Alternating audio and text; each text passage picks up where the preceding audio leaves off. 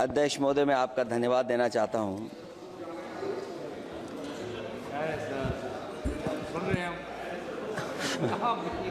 अध्यक्ष महोदय, मैं आपका धन्यवाद देना चाहता हूं। साथ ही साथ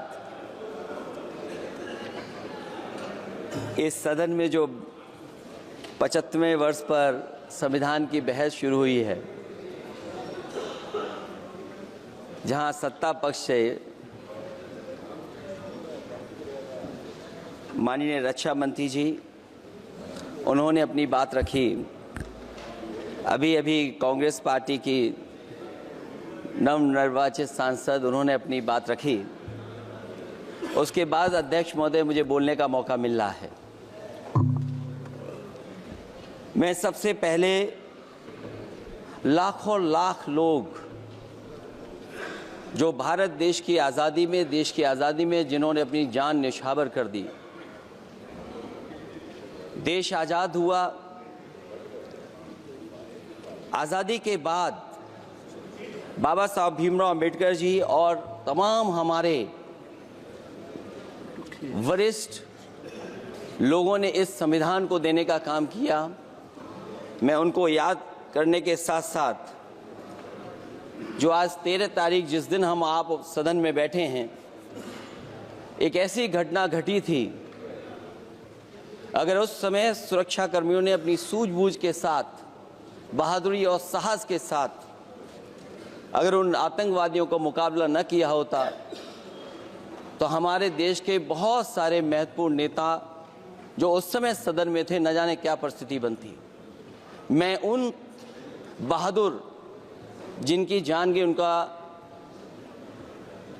याद करता हूं, वहीं श्रद्धांजलि भी देता हूं। मैं इस संविधान की चर्चा पे जहां खड़ा हुआ हूं, मैं बाबा भीमराव अंबेडकर जी उनको श्रद्धांजलि अर्पित करते हुए जिन्होंने संविधान को देने का काम किया। हमारा संविधान जो तैयार हुआ है, उनकी प्रबुद्ध दृष्टि का परिणाम है कि हमारे पास न्याय, स्वतंत्रता, समानता और बंधुत्व के सिद्धांतों पर आधारित एक महान संविधान हमें मिला है।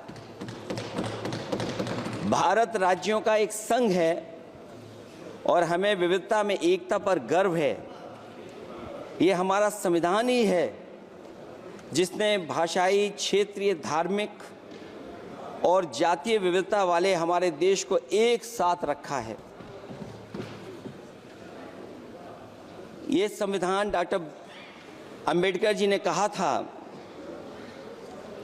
कि संविधान की सफलता इस पर निर्भर करेगी कि हम उसके अनुसार कैसे काम करते हैं। ये देखना है, विधायिका, कार्यपालिका और न्यायपालिका की जिम्मेदारी है कि इस महान देश का शासन हमारे संविधान में निहित उच्च सिद्धांतों के अनुसार चलाया जाए।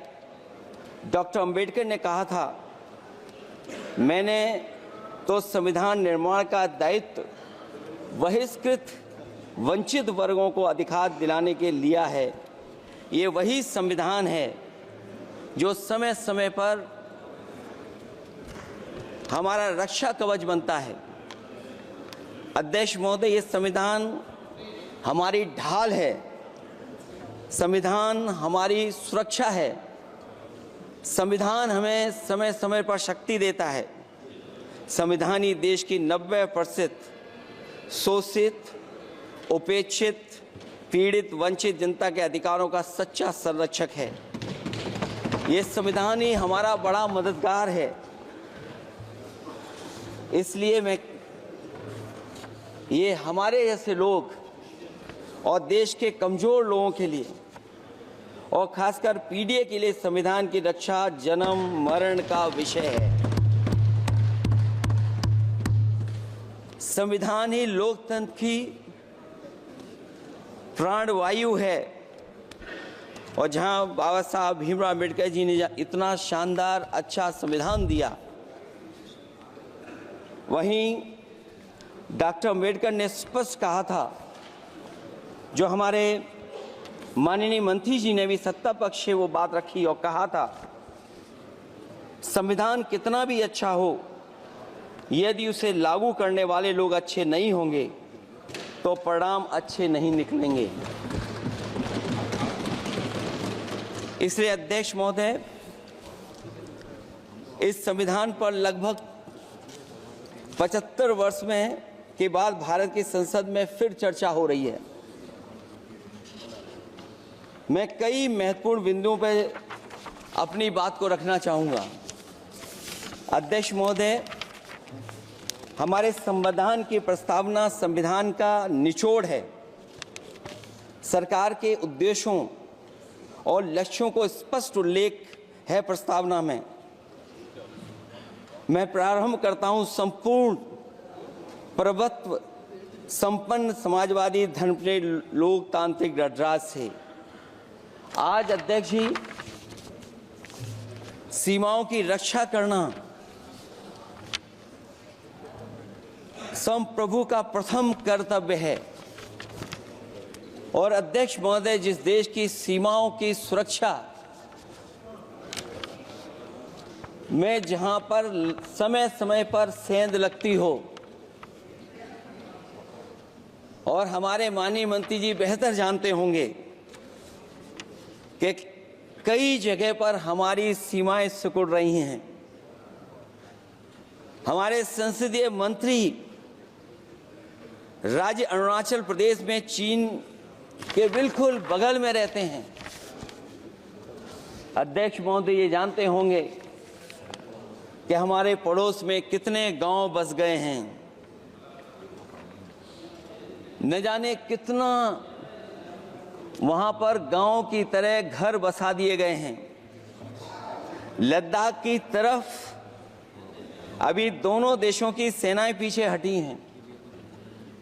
हम अपनी सीमा में ही पीछे हटे हैं, और चीन जो हमारी सीमा में अंदर आ गई थी, वो हमारी सीमाओं से ही आंशिक रूप से पीछे हटी है। और अध्यक्ष महोदय, उस सीमा के पास एक रिजांगला मेमोरियल बना था। हमारे सरकार के लोग ये जानते होंगे कि जिस समय ये बात उठी लद्दाख को लेकर के, उस रिजांगला के मेमोरियल को तोड़ दिया गया। आज वो रिजांगला मेमोरियल वहां नहीं है। और उस लड़ाई के लिए अध्यक्ष महोदय, हमारी फौज के लिए कहा गया था कि हमारी वो बहादुर फौज है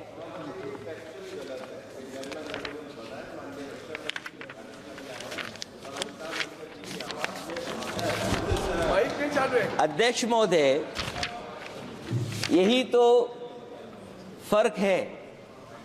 कहां पर था, कहां पर बना अब।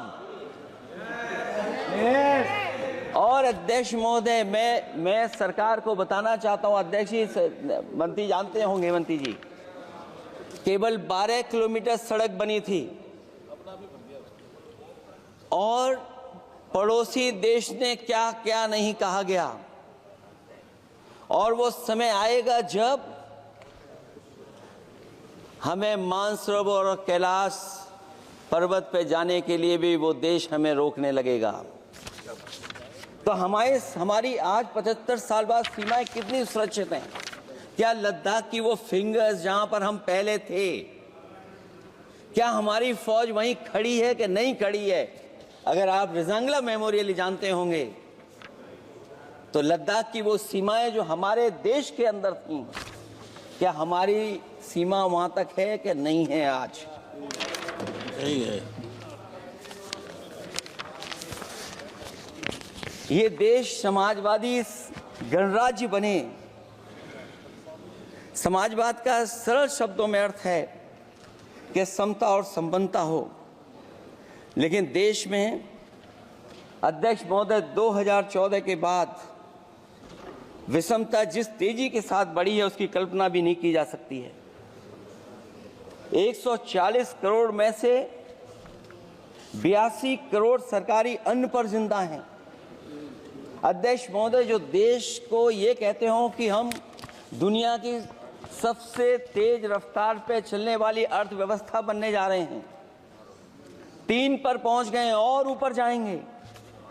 मैं सरकार से कहना चाहता हूं कि जब 82 करोड़ सरकारी अन्न पर जिंदा हैं और दूसरी तरफ देश की संपूर्ण संपत्ति के 2/3 हिस्से पर कुछ परिवारों का कब्जा है, अगर सरकार में ये बहादुरी और हिम्मत है तो इस 60% गरीबी के रेखा से नीचे रहने वाले लोगों की पर कैपिटा इनकम क्या है।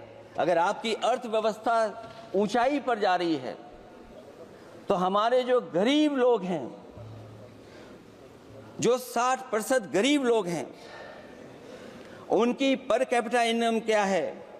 और जहां समय समय पर सरकार अपने आंकड़े देती है, कम से कम ये आंकड़े भी दे दे कि गरीबी रेखा पर जो नीचे रहने वाले लोग हैं उनकी पर कैपिटा इनकम क्या है। इससे स्पष्ट हो जाएगा कि 5% लोगों की पर कैपिटा इनकम क्या है।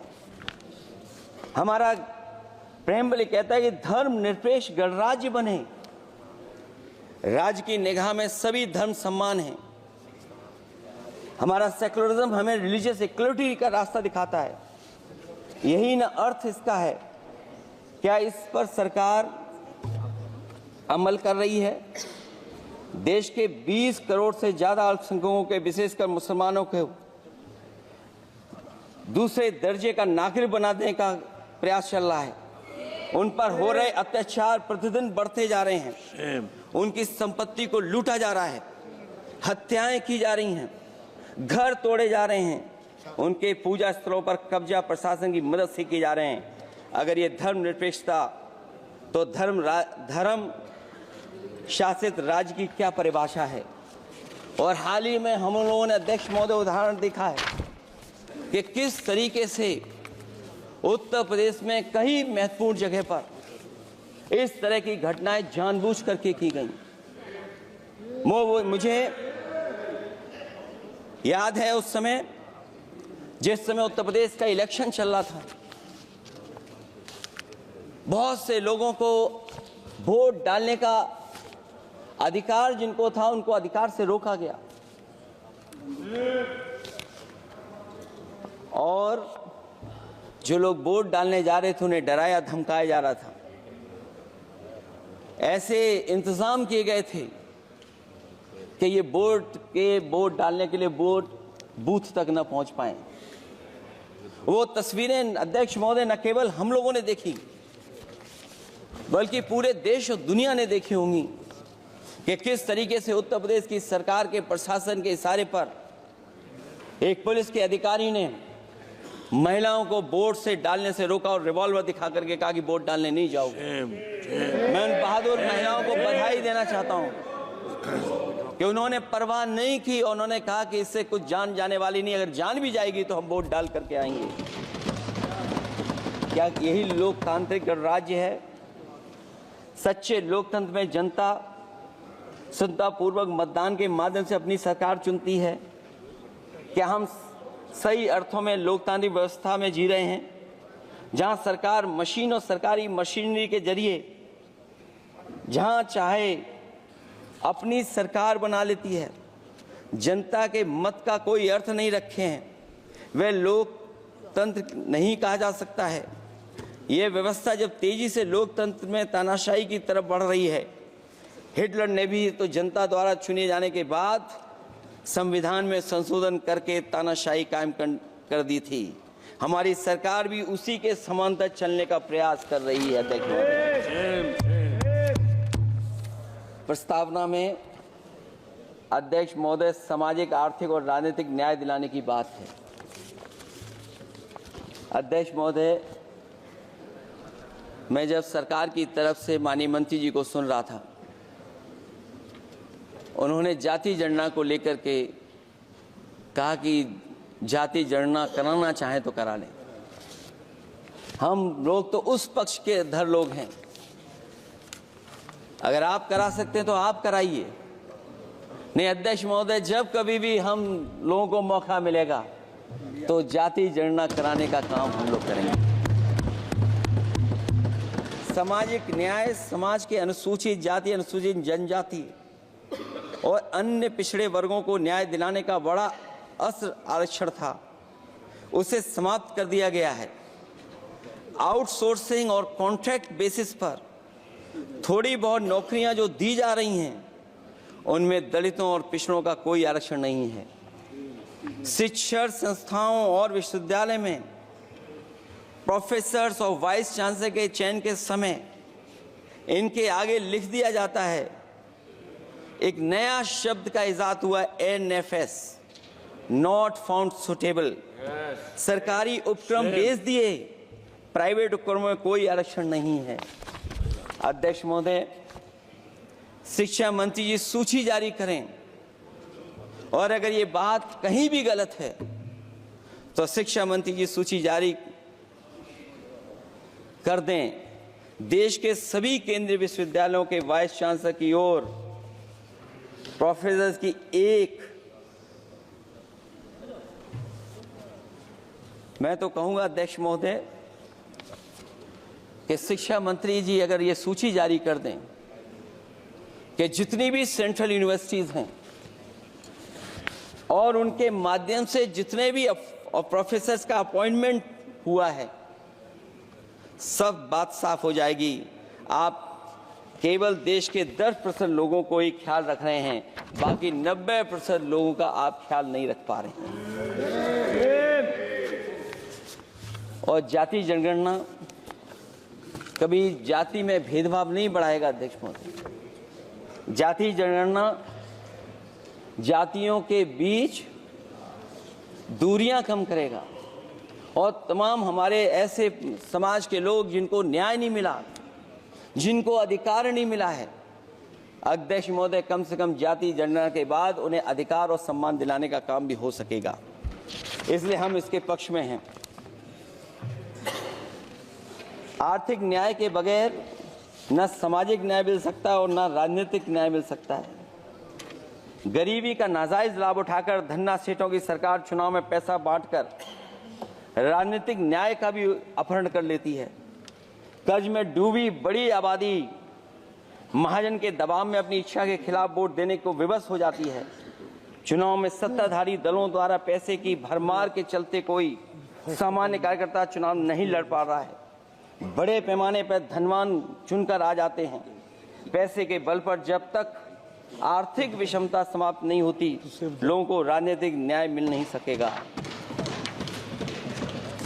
प्रस्तावों में आगे जो लक्ष्य है, विचार, व्यक्ति, विश्वास, पंथ और उपासना की स्वतंत्रता, अन्याय के खिलाफ विचार व्यक्त करने पर जेल, अभिव्यक्ति की स्वतंत्रता का अर्थ है देशद्रोह।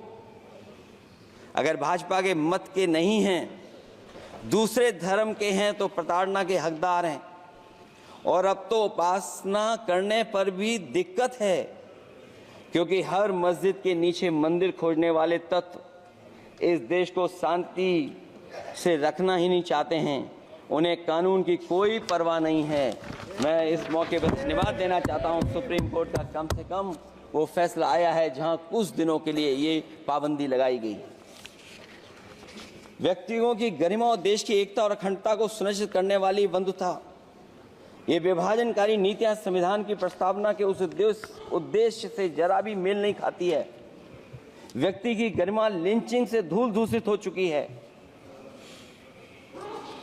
उद्योगपति सरकारी आतंक से परेशान हैं, हो करके अपनी पूंजी समेटकर देश छोड़ गए हैं और लगातार जा रहे हैं। अध्यक्ष महोदय, आजादी के बाद उद्योगपति कभी इतने भारत छोड़ करके नहीं गए होंगे, देश छोड़ के नहीं गए होंगे जितने इनकी सरकार में चले गए हैं। अगर व्यक्ति की गरिमा सुनिश्चित हो तो कोई व्यक्ति क्या अपनी मातृभूमि को छोड़ करके जा सकता है? सरकार इस पर आत्मचिंतन करे। अगर आपसी मतभेद पैदा करके एक दूसरे के प्रति अविश्वास पैदा किया जाएगा तो क्या देश की एकता और अखंडता के लिए एक अशुभ संकेत नहीं होगा?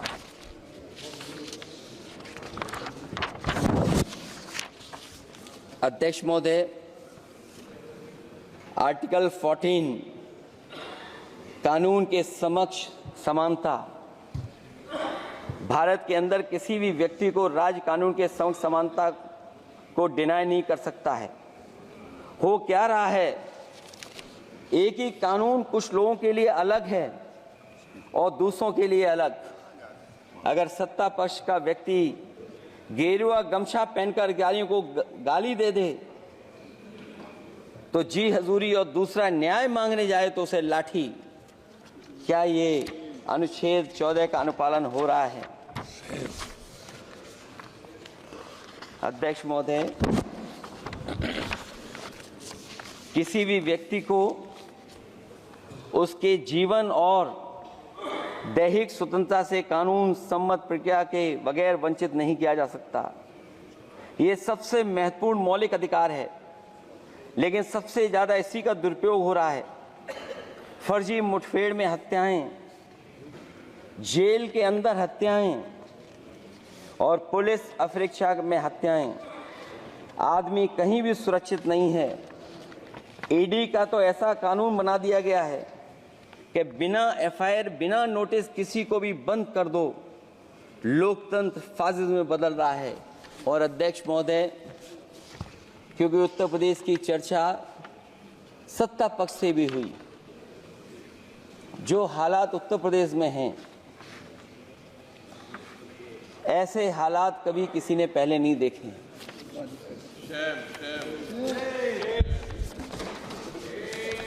जहां पर कानून की समय समय पर धज्जियां उड़ रही हैं। और अध्यक्ष महोदय, केवल एक घटना नहीं मैं कहना चाहता हूं, ऐसी तमाम घटनाएं हैं जिनके बारे में मैं कह सकता हूं। आज़ादी के बाद अगर हम 75वें वर्ष में इस बात पर चर्चा करें संविधान पर, और आए दिन लोगों को न्याय मांगने के लिए आत्मदाह करना पड़े, तहसील हो वहां पे आत्मदाह, जिलाधिकारी हो वहां पे आत्मदाह, न्याय मांगने के लिए अगर मुख्यमंत्री आवास में जाना पड़े वहां पे आत्मदाह। सोचिए हम किस दिशा में जा रहे हैं। और अध्यक्ष महोदय, किसने नहीं देखा कि टीवी पे चलते हुए लोगों की जान ले ली गई? लाइव देखा है सबने। ये कहां का न्याय है?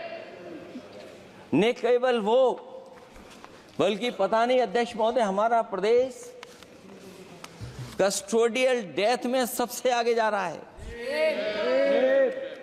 महिलाओं के उत्पीड़न में सबसे आगे जा रहा है। ये मैं नहीं कह रहा हूं अध्यक्ष महोदय, ये सरकार के आंकड़े बता रहे हैं। और न केवल इन चीजों में आगे जा रहा है, बल्कि आजकल जो नए जमाने का डिजिटल इंडिया है, अगर साइबर अपराधों में सबसे आगे कोई प्रदेश दिखाई दे रहा है तो वो उत्तर प्रदेश दिखाई दे रहा है। ये अलग बात है अध्यक्ष महोदय कि कभी कभी जो डबल इंजन की सरकार चलने वाले जो दावा करते थे, पहले इंजन टकराते थे, अब तो डब्बे भी टकराने लगे हैं।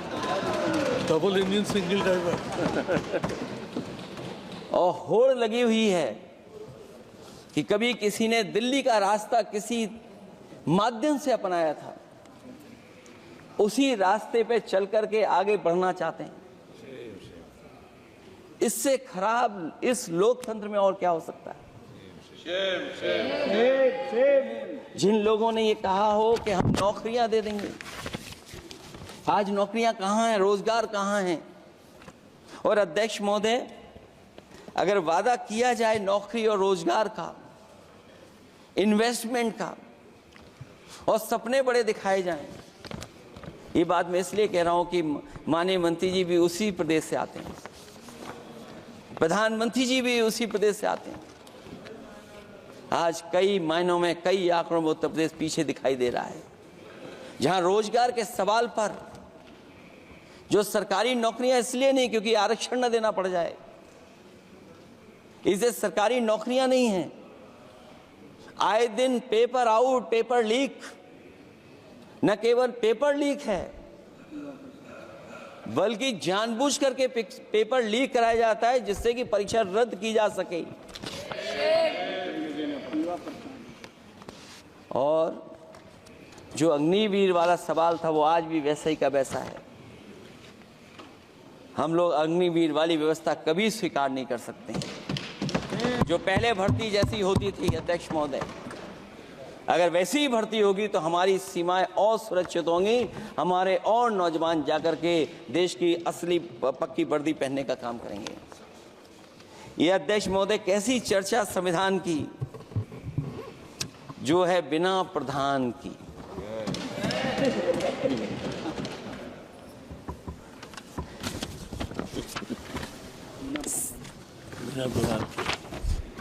अध्यक्ष महोदय, इस सरकार में जो लोकतंत्र के साथ खिलवाड़ हुआ है, इतना कभी खिलवाड़ नहीं हुई होगी।